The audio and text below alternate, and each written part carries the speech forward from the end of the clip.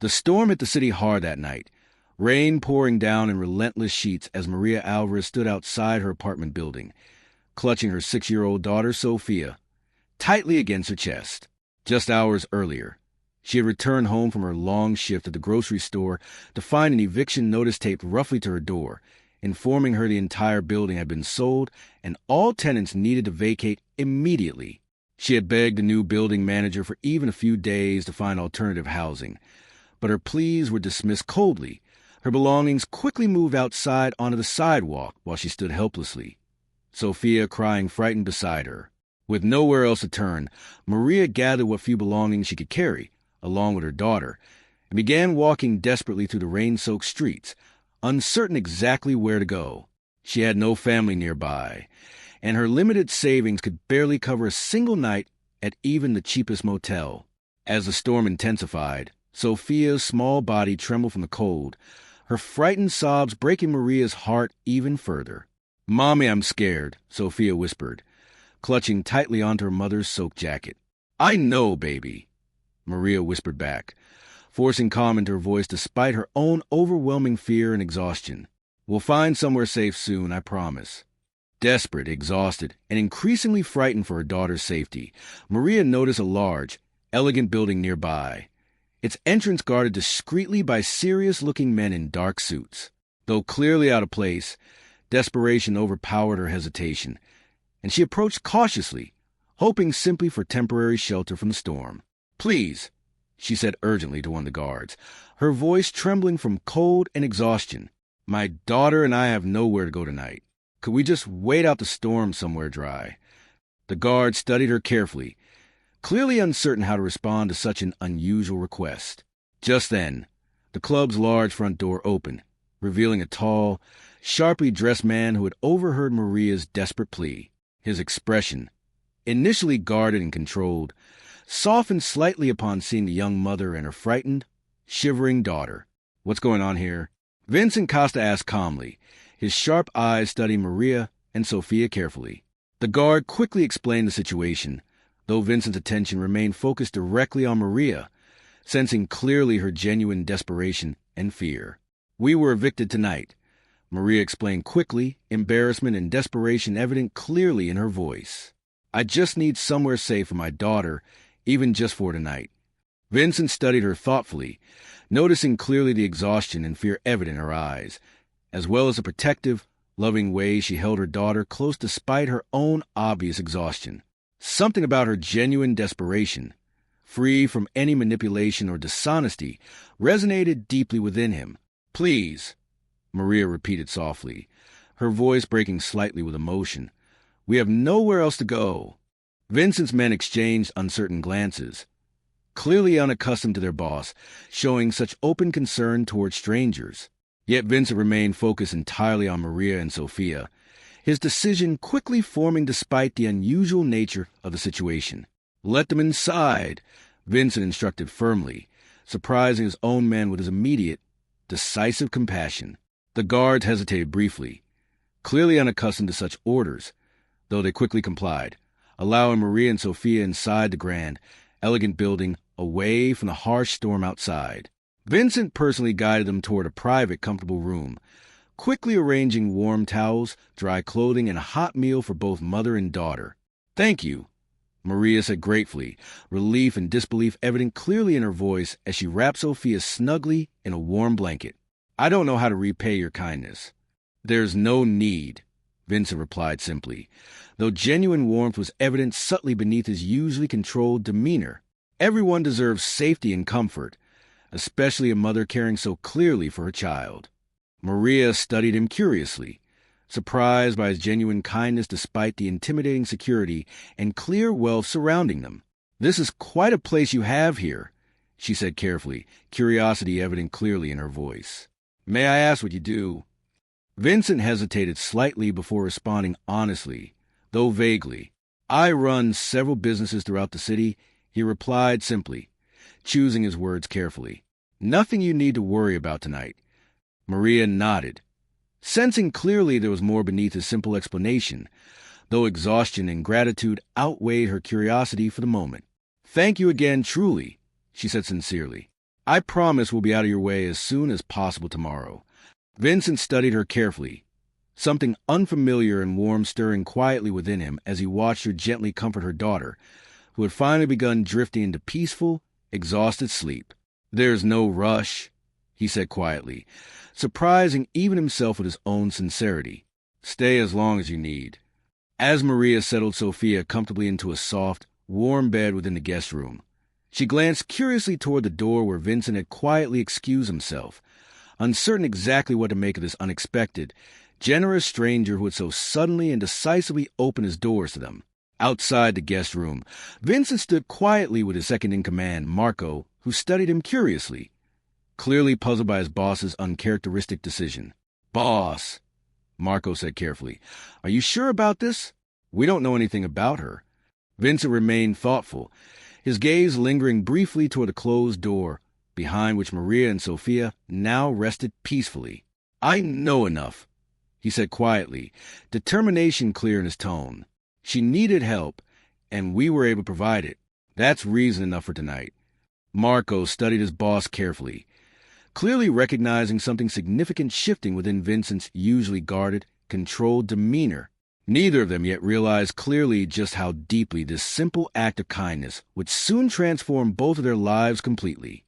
Maria woke the next morning to soft sunlight streaming through unfamiliar curtains, momentarily confused before the events of the previous night came rushing back to her. She glanced over to find Sophia still sleeping peacefully beside her, finally warm and safe after such a frightening night. Careful not to wake her daughter, Maria quietly slipped out of bed, exploring the guest room cautiously. Everything around her spoke of quiet, understated wealth. Fine furniture, soft linens, and a small basket of fresh fruit and pastries left thoughtfully on the dresser. A gentle knock came at the door. Maria opened it carefully to find a kind-faced older woman holding a tray of breakfast. "Good morning," the woman said warmly. "Mr. Costa asked that I bring you both something to eat. I'm Rosa, the housekeeper." Maria smiled gratefully, though uncertainty still lingered within her. "Thank you, Rosa," she said sincerely. "You've all been so kind. I still can't quite believe it." Rosa smiled knowingly. "Mr. Costa isn't like most people expect," she said gently.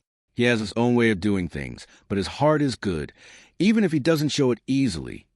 After breakfast, Maria dressed Sophia in the fresh clothes that had been thoughtfully provided, and together they ventured cautiously into the main part of the house, uncertain what the day would bring. They found Vincent in a quiet sitting room, reviewing documents at a large desk near the window. "Good morning," Vincent said, looking up as they entered, his expression softening slightly at the sight of Sophia clutching a small stuffed rabbit that had been left in the room for her. "I hope you both slept well." "We did, thank you," Maria replied, standing somewhat awkwardly near the doorway. "I wanted to ask, is there somewhere nearby I could find temporary housing? I don't want to impose any longer than necessary." Vincent set down his papers, studying her carefully. "There's no rush," he repeated, the same words from the night before. "In fact, I've asked someone to look into what happened with your apartment." The sudden eviction seemed unusually abrupt. Maria's expression shifted with surprise. "You didn't have to do that," she said quietly, though gratitude was evident in her voice. "I wanted to understand the situation properly," Vincent replied simply. "Something about it struck me as wrong." Later that day, Vincent met privately with Marco, who had spent the morning investigating the sudden sale of Maria's apartment building. The building was sold quickly, under unusual circumstances, Marco reported. The new owner is a shell company linked to Harold Briggs, a landlord known for buying properties cheaply and evicting tenants immediately to renovate and resell at higher prices. Vincent's jaw tightened slightly. "Is this legal?" he asked. "Barely," Marco replied. "Briggs uses loopholes to avoid proper notice periods, technically staying within the law, though clearly exploiting tenants who have no resources to fight back." Vincent considered this information carefully. How many families has he done this to? "At least a dozen in the past year alone," Marco confirmed. "Most have nowhere to turn and simply accept the situation." Vincent's expression grew serious, quiet anger simmering beneath his controlled exterior. "Gather everything you can on Briggs," he instructed firmly. If he's exploiting people this way, it's time someone held him accountable. Marco nodded, though he studied Vincent curiously. This isn't like you, boss, getting involved in something unrelated to our usual business, he observed carefully. Vincent paused thoughtfully before responding. Perhaps it's time that changed, he said quietly. Seeing Maria and her daughter standing in the rain last night reminded me there are people in the city who need protecting, not just from rivals, but from those who exploit them legally. Meanwhile, Maria spent the afternoon with Sophia in the estate's quiet garden, watching her daughter laugh and play freely for the first time in weeks, free from the constant stress and uncertainty that had defined their recent days. Despite her gratitude, Maria couldn't fully shake her lingering unease about Vincent's true profession, the guarded expressions of his men, and the unmistakable air of danger that seemed to surround his estate. That evening, after Sophia had been tucked into bed, Maria found herself sitting quietly with Vincent in the sitting room, curiosity finally overcoming her hesitation. "Can I ask you something directly?" she said carefully. "Of course," Vincent replied, setting aside the papers he had been reviewing. "What exactly do you do?" Maria asked, her tone gentle but clearly seeking honesty. "I've noticed the guards, the secrecy. I'd rather know the truth than continue wondering." Vincent studied her for a long moment, weighing his response carefully. "My business is entirely legal," he admitted honestly. "I lead an organization that operates outside conventional laws in several ways. I understand that changes how you see things." Maria absorbed this information quietly, processing it with more calm than Vincent had expected. "I appreciate your honesty," she said finally. "Whatever your business is, you've shown my daughter and me nothing but kindness. That matters more to me right now than anything else." Vincent felt something shift within him at her simple, genuine acceptance, something he hadn't expected to feel from someone outside his usual guarded world. "Thank you for understanding," he said quietly, sincerity evident clearly in his tone. As their conversation deepened that evening, neither Maria nor Vincent fully realized how significantly this honest exchange, along with Vincent's growing determination to expose Briggs' exploitative practices, would soon draw them both into a far more complicated and dangerous situation than either had anticipated. 3 years earlier, Maria's life had looked very different. She had been married to Daniel, a charming man she had once believed would build a stable, loving life alongside her. When Sophia was born, Maria had felt overwhelming joy, certain that their small family would grow stronger together despite life's inevitable challenges. But Daniel had struggled with the pressures of fatherhood and responsibility, gradually growing distant and resentful. He began making cruel, offhand comments about Maria's changing body after pregnancy, comments that grew steadily crueler over time, chipping away slowly at her confidence and self-worth. "You used to take better care of yourself," he had said once, coldly studying her across their small kitchen table. "Maybe if you tried harder, things would be different between us." Maria had tried desperately to hold her family together, working long hours while caring for Sophia, exhausted both physically and emotionally, yet never quite meeting Daniel's increasingly unreasonable expectations. Despite her hard work and dedication, Daniel's resentment only deepened, his words growing sharper, his presence at home growing rarer. One evening, Maria returned home from work to find a short note left on the kitchen counter, informing her simply that Daniel had left, unable to continue living a life he no longer wanted. He offered no explanation beyond vague dissatisfaction, no apology for abandoning his wife and young daughter so suddenly and completely. Devastated yet determined, Maria had gathered her strength for Sophia's sake, refusing to allow her daughter to grow up without stability and love, even if it meant facing life's challenges entirely alone. She worked tirelessly at the grocery store, taking extra shifts whenever possible, carefully budgeting every dollar to ensure Sophia had everything she needed, even as her own needs consistently went unmet. Throughout those difficult years, Maria often faced judgment from others regarding her weight, her circumstances, and her choices as a single mother. Neighbors occasionally made subtle, hurtful comments, questioning her ability to properly care for her daughter, judging her appearance rather than recognizing her tireless dedication and love.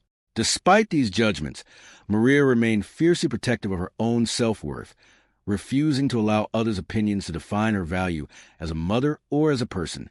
She taught Sophia, Even at her young age, that kindness, strength, and love mattered far more than superficial judgments others might make. "You're beautiful exactly as you are, Mommy," Sophia had told her once, innocently wrapping her small arms around Maria's waist. "I love you so much." Those simple, genuine words from her daughter had given Maria strength during her darkest, most exhausting days, reminding her clearly why she continued working so hard despite the unfair judgments and challenges she regularly faced. Now, sitting quietly in Vincent's grand estate, reflecting on those painful years alone, Maria felt a complicated mixture of gratitude and lingering caution.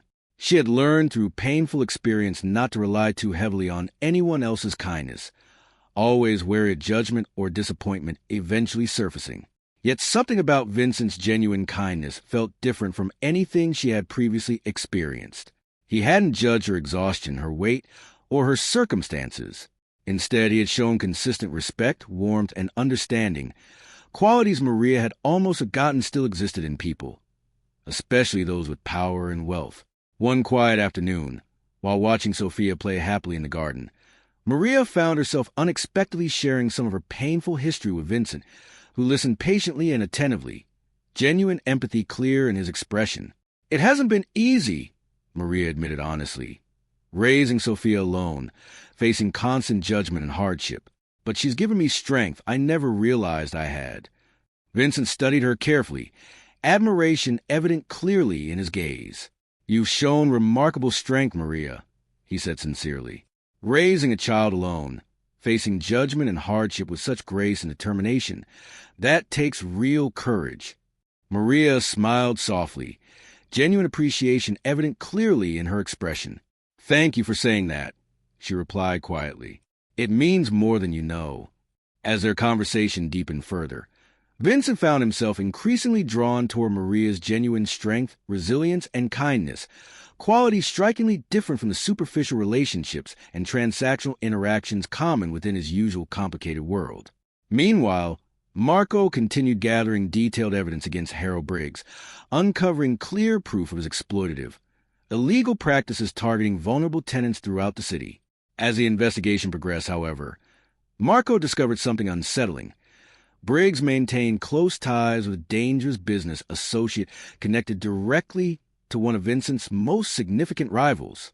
"Boss," Marco reported carefully during a private meeting, "Briggs isn't acting alone.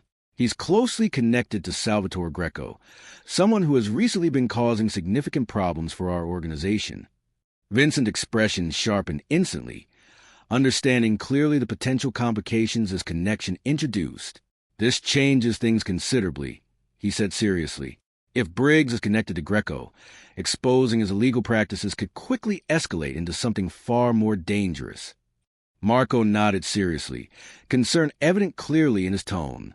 "We should proceed cautiously, boss," he advised, "especially considering Maria and Sophia's safety."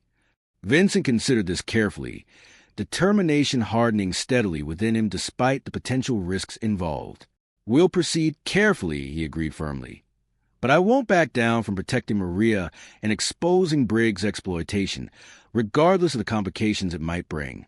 As Vincent's resolve strengthened regarding Maria's protection, neither he nor Maria yet realized clearly how quickly this decision would soon draw them both into direct conflict with Salvatore Greco, testing the fragile trust and connection they had only just begun building together.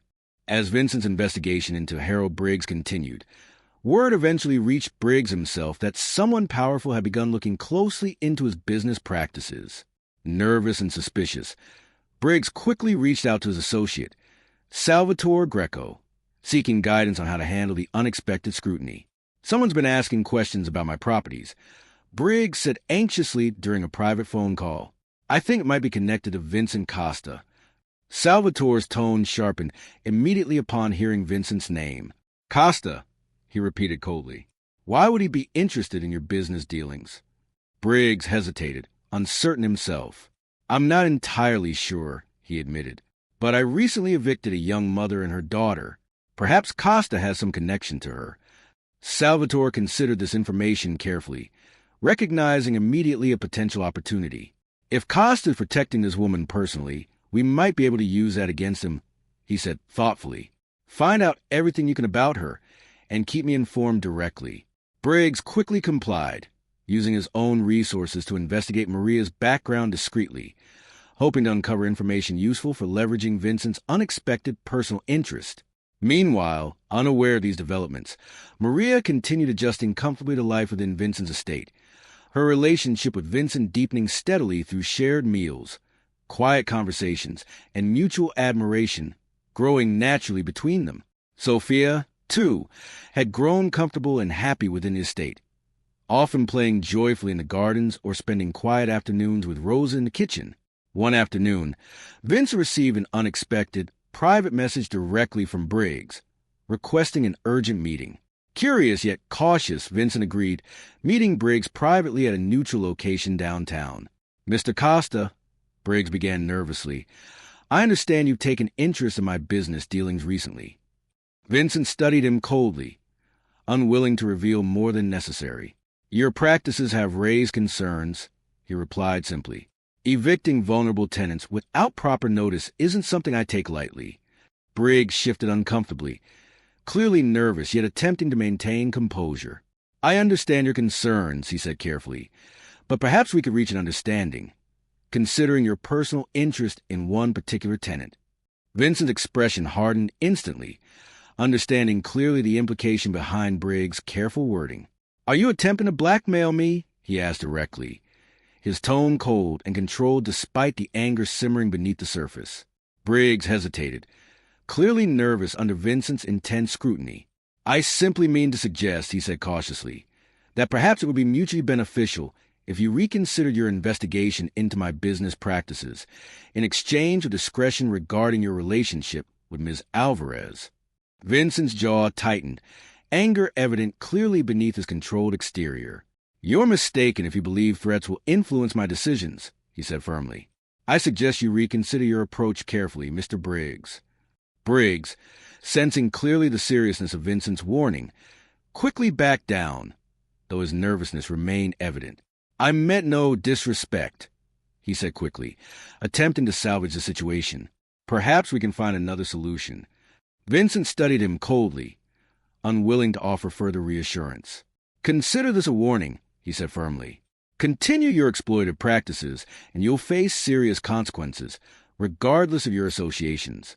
Briggs nodded nervously, quickly ending the meeting, though clear anxiety lingered evident in his expression as he departed.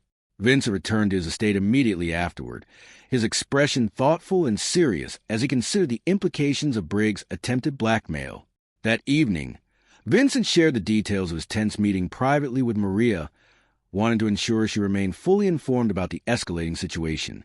"Briggs attempted to use our connection against me," he explained honestly. "It's clear now he's more deeply involved with dangerous associates than we initially realized." Maria's expression shifted with concern, though she remained calm, trusting clearly in Vincent's judgment.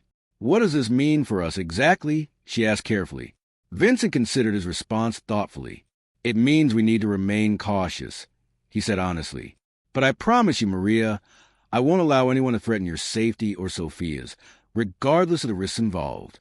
Maria studied him carefully, gratitude and trust evident clearly in her expression. "Thank you for your honesty, Vincent," she said sincerely, "and for your protection." As their conversation deepened further, both Maria and Vincent understood clearly that Briggs' failed blackmail attempt had only escalated the situation further, drawing them both deeper into a dangerous conflict neither had originally anticipated. Unbeknownst to them both, Salvatore Greco, frustrated by Briggs' failed attempt to manipulate Vincent, had already begun formulating a far more dangerous and direct plan, one that would soon threaten not just Vincent's business interests, but the safety of Maria and Sophia directly. Salvatore Greco had long searched for a way to weaken Vincent Costa's growing influence within the city. Vincent's careful, disciplined leadership had made him difficult to challenge directly, but Briggs' failed blackmail attempt had revealed an unexpected vulnerability: Vincent's genuine, personal attachment to Maria and her young daughter. "If Costa cares as much about the woman and her child," Salvatore said coldly during a private meeting with his own men, "then that's exactly where we apply pressure." His men exchanged uneasy glances, clearly uncomfortable with the direction Salvatore's plan was taking. "Are we certain this is wise?" one of them asked cautiously. Targeting a child could bring serious consequences. Salvatore's expression remained cold and calculating. Costa has been expanding into territory that belongs to us, he replied firmly. If threatening what he cares about most forces him to back away, then it's a small price to pay. Meanwhile, unaware of the dangerous plan forming against them, Maria and Sophia continued their daily routine within Vincent's estate, growing increasingly comfortable and secure. Sophia had taken spending mornings in the garden with one of the household staff, playing happily among the flowers, while Maria assisted Rose in the kitchen, slowly finding purpose and connection within her new surroundings. One afternoon, while Sophia played in the garden under the watchful eye of a nanny arranged by Vincent, sudden movement near the estate's outer perimeter caught the attention of security personnel. Two unfamiliar vehicles had been spotted circling the property repeatedly, their occupants clearly conducting surveillance. Vincent was informed immediately, his expression hardening instantly upon receiving the report. Increase security around Sophia specifically, he instructed firmly, urgency evident clearly in his tone. I want extra personnel near the garden at all times. Marco, standing nearby, studied Vincent carefully. You think they're targeting the child directly? He asked seriously. I'm not taking any chances, Vincent replied firmly. Greco has shown he's willing to cross lines others wouldn't consider.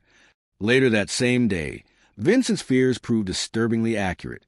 While walking with Sophia back from the garden, one of the household staff members noticed a suspicious man lingering near the estate's side entrance, clearly attempting to gain closer access to property. Security quickly intervened, chasing the intruder away before he could get near Sophia, though the incident left everyone within the household deeply shaken. Maria arrived quickly upon hearing the news, panic and fear evident clearly in her expression as she rushed to embrace Sophia tightly. Are you all right, baby? She asked urgently, relief flooding through her upon confirming Sophia remained unharmed. I'm okay, Mommy, Sophia replied, though clear confusion and slight fear lingered in her innocent expression. Why was that man near me? Maria held her daughter close, forcing calm into her voice despite her own overwhelming fear. Everything's fine now, sweetheart, she reassured gently, though her eyes met Vincent's anxiously over Sophia's head. Vincent approached quickly, his expression serious and apologetic. Maria, I'm so sorry, he said sincerely. This is clearly connected to Greco, attempting to use Sophia to pressure me.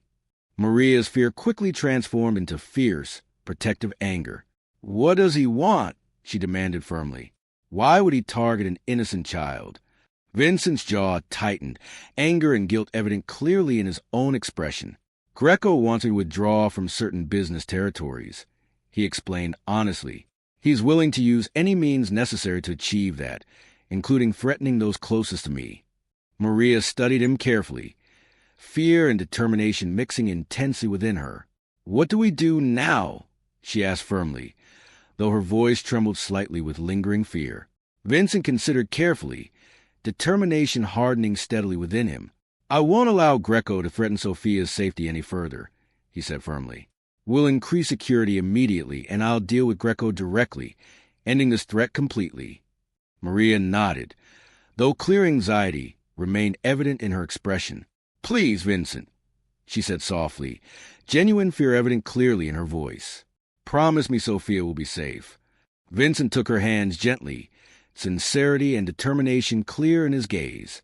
I promise you, Maria, he said firmly.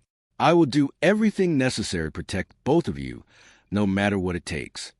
That evening, after Sophia had finally settled down enough to sleep peacefully, comforted by extra security discreetly positioned near her room, Vincent met privately with Marco to finalize a decisive plan against Greco. We need to end this quickly and completely, Vincent said firmly. I won't allow Greco another opportunity to threaten Sophia or Maria again. Marco nodded firmly, agreement clear in his expression. I've already gathered intelligence on Greco's main operations, he confirmed. We can move quickly, but it will require decisive action. Vincent's expression remained resolute, determination evident clearly despite the serious risks involved. Then let's move immediately, he said firmly. Whatever risks are involved, I won't allow this threat to continue any longer. As Vincent prepared carefully for a decisive confrontation with Salvatore Greco, both he and Maria understood clearly that the coming days would determine not only Sophia's safety, but the future of the fragile, meaningful connection they had built together within Vincent's protective, unexpected home. Vincent moved quickly and decisively in the days following the attempted approach on Sophia, determined to end Salvatore Greco's threat completely. Working closely with Marco, he gathered every piece of intelligence available on Greco's operations, identifying key weaknesses and vulnerabilities that could be used to neutralize the danger permanently. Greco's entire operation depended heavily on a handful of key suppliers. Marco reported during a tense strategy meeting. If we cut off his access to those resources, along with exposing his connection to Briggs' illegal eviction schemes, his influence will collapse quickly. Vincent nodded firmly, his expression resolute. "Then that's exactly what we'll do," he said. "I want this handled cleanly, but completely. No half measures." Over the following days, Vincent's team worked methodically, quietly dismantling Greco's supply networks, while simultaneously feeding carefully gathered evidence of Briggs' exploitative practices to city officials and journalists willing to expose corruption fairly. Faced with mounting legal trouble and the sudden collapse of his business resources, Greco found himself increasingly isolated, his allies quickly distancing themselves to avoid the fallout. Realizing his position had become untenable, Greco attempted one final, desperate move, sending men to intercept Vincent directly rather than continuing to threaten Maria and Sophia indirectly. Vincent, anticipating exactly this kind of reckless response, had prepared his own men carefully in advance. When Greco's men arrived at a location Vincent had deliberately allowed them to believe was vulnerable, they found instead a carefully prepared trap. A brief, controlled confrontation followed, ending swiftly with Greco's men subdued and Greco himself taken into custody by Vincent's forces, his reckless plan against Sophia and Maria finally coming to its complete and decisive end. With Greco's threat neutralized and Briggs' corruption publicly exposed, leading to his own separate legal troubles, Vincent finally returned to his estate, relief and exhaustion evident clearly in his expression as he shared the resolved situation with Maria. "It's over," he said softly, gently taking her hands in his. "Greco's threat is completely neutralized. Sophia and you are both finally safe." Maria exhaled deeply, tears of relief filling her eyes. "Thank you, Vincent," she whispered, embracing him tightly, "for everything you've done to protect us." In the weeks following the resolution, life within Vincent's estate settled into a peaceful, comfortable rhythm. Maria found herself increasingly at home, no longer viewing Vincent's protection as mere obligation, but rather as genuine care and affection that had steadily grown between them since that stormy night weeks earlier. One quiet evening, sitting together in the garden while Sophia played happily nearby, Vincent turned to Maria, sincerity clear in his expression. "Maria," he began carefully, "I've been thinking about what happens next, about your future and Sophia's." Maria studied him curiously, gentle anticipation evident clearly in her gaze. "What did you have in mind?" she asked softly. Vincent took a deep breath, honesty and warmth clear in his voice. "I'd like you and Sophia to stay here permanently," he said sincerely. "Not out of obligation or temporary necessity, but because I've genuinely come to care deeply for you both. This home has felt more complete since you arrived." Maria felt tears of happiness forming, overwhelmed by his genuine sincerity and affection. "Are you certain, Vincent?" she asked softly, though hope and happiness were evident clearly in her voice. "This is a significant decision." Vincent nodded firmly, conviction clear in his gaze. "I've never been more certain of anything," he replied warmly. "You and Sophia have brought genuine warmth and meaning into my life, something I didn't realize I was missing until you both arrived." Overwhelmed with genuine happiness, Maria embraced Vincent warmly, gratitude and love evident clearly in her tearful expression. "Then it's settled," she whispered softly. "We'll stay." Sophia, noticing her mother's happiness, ran over quickly, joining their warm embrace with childlike enthusiasm. "Does this mean we get to stay here forever?" she asked excitedly. Vincent smiled warmly, genuine happiness evident clearly in his own expression as he gently embraced them both. "Yes, Sophia," he confirmed softly. "This is your home now, for as long as you both wanted to be." As the sun set gently behind them, casting warm colors softly across the peaceful garden, Maria, Vincent, and Sophia stood together, finally free from danger, finally united as a genuine, loving family built not from desperation or convenience, but from real trust, care, and unconditional acceptance. What had begun as a desperate plea for shelter from a storm had transformed completely into something Maria had never dared to hope for again.